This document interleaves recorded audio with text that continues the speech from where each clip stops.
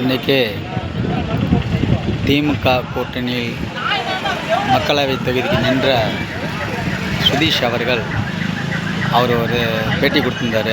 வெற்றி பெற்றிருந்தார். இன்றைக்கி எம்பிக்கு நான் மக்களவையில் வெற்றி பெற்றேன்.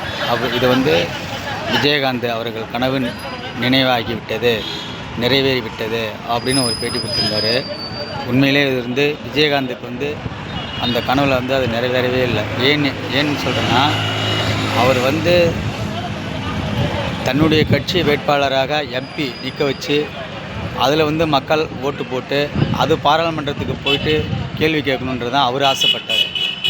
இந்தமாரி திமுக கட்சியினுடைய எம்எல்ஏக்கள் ஓட்டு போட்டு அதில் மக்களவையில் எம்பியாக அது மக்கள் பிரச்சனையை கேள்வி கேட்குறதுக்கு அவருக்கு அவர் ஆசைப்படலை. அது அவருக்கு விருப்பமும் இல்லை. ஏன்னா அது தன்னுடைய கட்சியில் வேட்பாளரை நிப்பாட்டி எம்பிக்கு நிப்பாட்டி அதில் மக்கள் ஓட்டு போட்டு அது மக்கள் குறைகளை எம்பியில் பாராளுமன்றத்தில் பேசணுன்னு தான் ஆசைப்பட்டாரே தவிர, மற்ற கட்சிகள் எம்எல்ஏக்கள் ஓட்டு போட்டு அதில் போய் பாராளுமன்றத்தில் பேசணுன்னு அவர் விஜயகாந்த் ஒருபோதும் நினச்சதே இல்லை. அவருடைய கனவுகள் நிறைவேறவில்லை. உங்களுடைய கனவுகள் நிறைவேறி விட்டதுன்னு என்று சொல்லுங்கள். விஜயகாந்துக்கு நீங்கள் துரோகம் பண்ணிட்டீங்க. மற்ற கட்சி எம்எல்ஏ ஓட்டு போட்டு ஜெயிச்சு பார்லிமெண்ட்டுக்கு மக்களவைக்கு போகணுன்னு அவருக்கு விருப்பமே கிடையாது. நீங்கள் அவருக்கு துரோகம் பண்ணிட்டீங்க. அதான் நான் சொல்லுவேன்.